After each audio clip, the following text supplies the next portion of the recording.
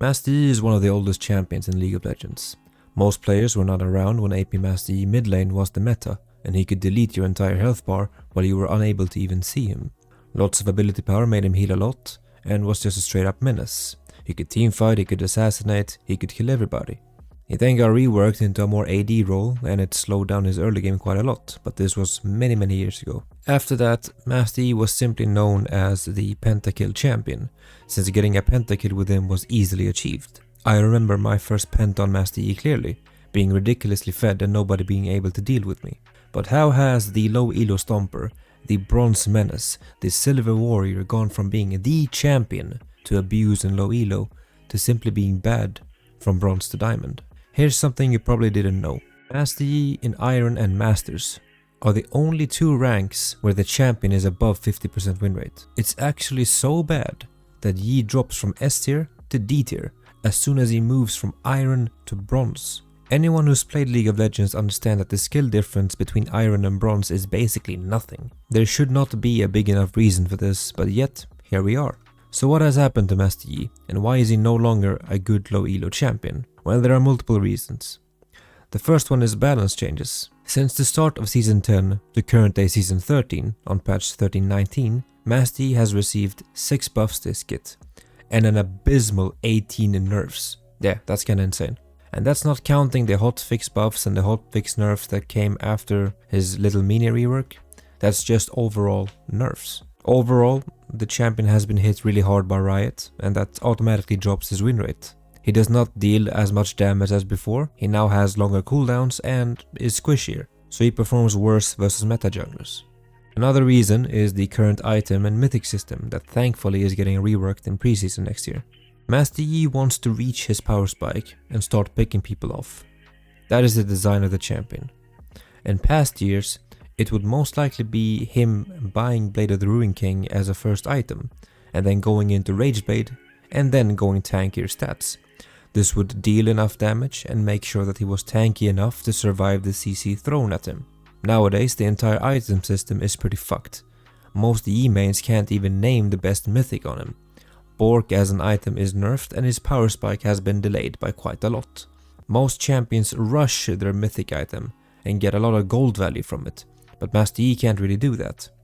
His mythic is delayed to second and sometimes third item, which delays his power spike by a lot. Combine this with more CC spells in the game in general and less tenacity options, you don't really have a big window of opportunity to pick Master Yi and perform well. You rely on your team so much more, and given the state of the game, that's a bad thing. Yi is supposed to be a 1v9 carry. A weak early game where he gets punished because he can't keep up the same tempo with ganks as most other champions. An expensive core build where most other champions could get items before him and impact and win the map. If he's allowed to get to his core build without falling behind, he should in theory be allowed to perform, but this rarely happens and the stats reflect that. With the current state of items, let's imagine Master Yi finding a Sylas with equal gold and levels. In theory, if Yi can dodge the chain, which is Sylas's only CC spell, he should be able to kill him pretty fast and engage on the next champion with the reset. What actually happens is that Sylas uses Everfrost, an item that gives any champion a 1 second root, and he also uses Zhonya's, which is a 2.5 second stasis. You don't even need to complete the Zhonya's item to use it, because stopwatch is only 750 gold or for free in runes, a very OP component. So for a total of 3.5 seconds, Master Yi is unable to kill his target. And given that Highlander, his ultimate, is only 7 seconds without resets, that means that half the duration of Master Yi's ultimate is gone. The third reason is actually the ultimate itself. In the past, Yi activating ultimate would make him one of the fastest champions in the game. With 355 base movement speed, at tier 2 boots he would have 400. Activate rank 1 ult and that's 500 movement speed. Activate rank 2 ult and that's 520. Activate rank 3 and that's 540. There's not a big enough difference between rank 2 and rank 3, and 540 movement speed might sound a lot, but is not a lot in modern League of Legends. It's basically nothing in a fight. Look at all these junglers and how they either match his movement speed in their base kit, while Yi's movement speed is locked behind his ultimate. Echo's passive, Lilia Q, Udiri, Nunu W, Hecarim E, Trundle W, Rammus Q, Kayn E, Shyvana W, Nocturne Q, just to name a few.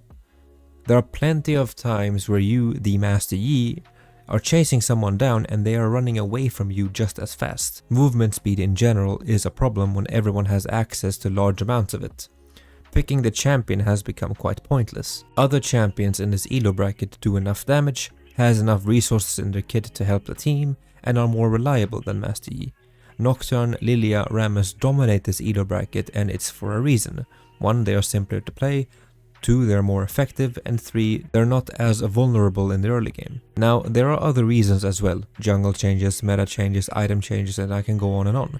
It's safe to say that Master Yi has lost his crown, and is no longer the low elo king. But in the jungle changes now on patch 13.20 that went live today, we are going to see a major shakeup where the game is slowed down by quite a bit. Maybe in the next meta, Master Yi can rise up once again from the ashes and reclaim his crown. Maybe he can dominate low elo once again. If you enjoyed this video, would you please hit that like button?